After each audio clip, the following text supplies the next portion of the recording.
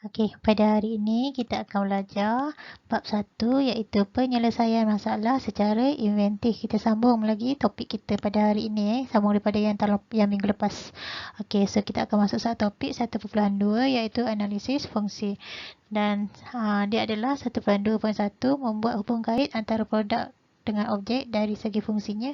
Dan yang kedua kita akan belajar membuat 1.22 melukis sistem fungsi. Okey, di akhir pembelajaran pada hari ini ialah pelajar akan dapat pertama, pelajar akan dapat membuat 3 hubung kait produk beserta fungsinya, dan yang kedua, pelajar akan dapat membuat 2 jadual komponen produk dengan fungsinya. Okey, pelajar-pelajar sekalian, yang pertama kita akan membuat dahulu hubung kait antara produk dengan objek daripada segi fungsinya. Okey, sebelum ni kita dah belajar, kita kenal pasti dahulu apa masalah yang berlaku pada produk yang menyebabkan kita nak buat penambahbaikan ataupun kita nak buat inovasi pada produk yang ada, kemudian kita nak buat inovasi. Okey, so kita kenal pasti dahulu apa masalahnya. Okey, daripada masalah kita kenal pasti pula apakah produknya. Betul tak pelajar? Macam sebelum ni kita buat masalah yang pertama adalah berpunca daripada bau busuk. Okey, daripada mana datangnya bau busuk? Okey, bau busuk datangnya daripada tong sampah yang tiada penutup. So ingat lagi tak? Topik kita yang pelajaran yang kita belajar pada minggu lepas. Okey, hari ini dia lebih detail iaitu kita akan buat analisis fungsi, tapi kita akan membuat hubung kait dahulu di antara produk dengan objek dari segi fungsinya. Okey, yang pertama kita kenal pasti dahulu apa produk dia, iaitu apa sistem dia. Produk tu adalah satu sistem produk utama. Okey, itu adalah sistem. So produk tersebut dia menjalankan fungsi. Okey, fungsi tindakan pula. Okey, dia menjalankan apa? Produk menjalankan fungsi apa? Okey, kemudian objek. Objek yang ataupun penerima kesan daripada sistem. Okey, so selalunya objek ini adalah parameter yang berubah disebabkan tindakan yang dijalankan. Okey, kat sini mungkin anda tak faham lagi. So kita akan pergi kepada slide yang berikutnya.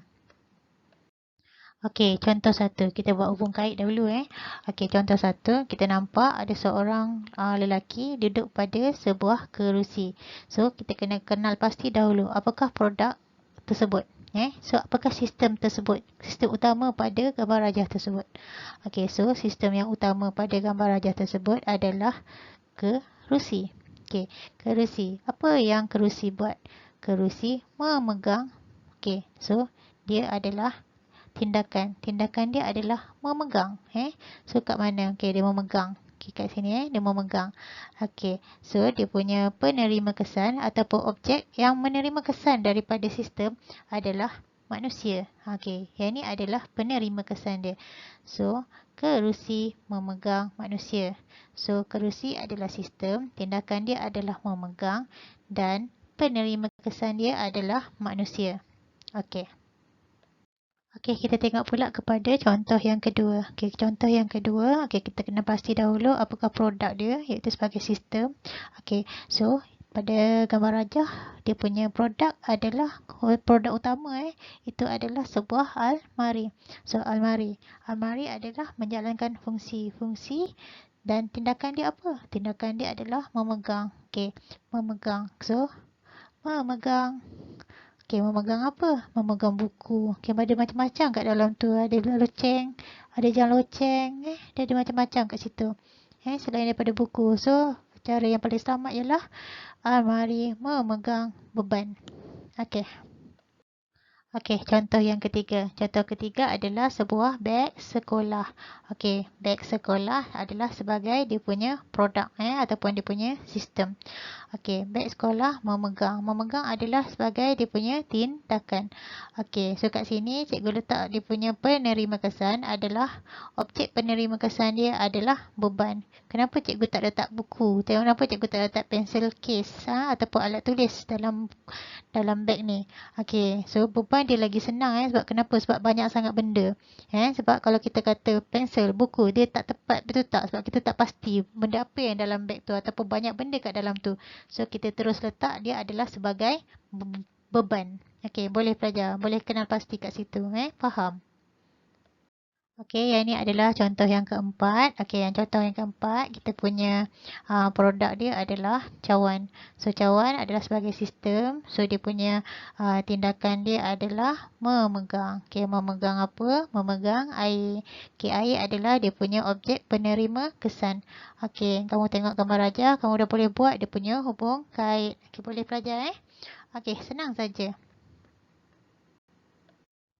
Okey, kemudian kita akan masuk pula kepada subtopik 1.2.2 iaitu melukis sistem fungsi. Okey, daripada gambar raja, okey kita boleh dapat buat dia punya hubung kait iaitu meja memegang beban ataupun kalau ada buku kita tulis kat situ meja memegang buku. Okey, untuk membuat melukis sistem fungsi, yang pertama ialah kita kena keluarkan dahulu komponen-komponen apa yang ada pada sesuatu produk ataupun sesuatu sistem. Kita keluarkan semua dahulu.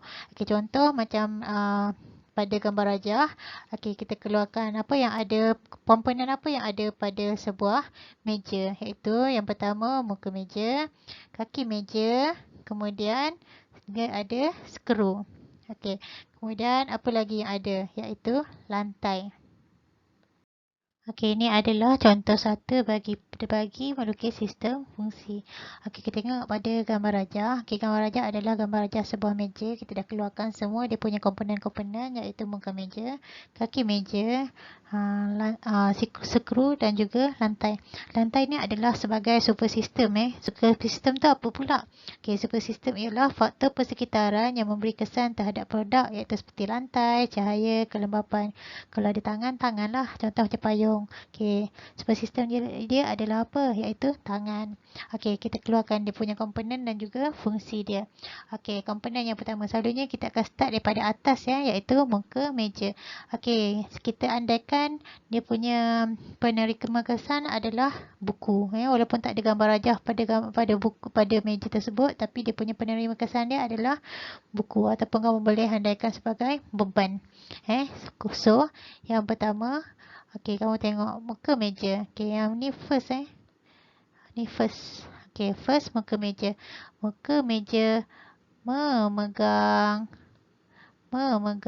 buku. So kenapa? Sebab muka meja ni lah yang memegang buku di atas meja. Okey, so itu adalah yang pertama. Okey, setelah muka meja, kita pergi pula kepada kaki meja. Okey, daripada atas pergi ke bawah Okey, kaki meja. Okey, kaki meja ni, okey, kaki meja ni dia pegang siapa? Okey, dia pegang muka. Okey, kaki meja memegang muka meja.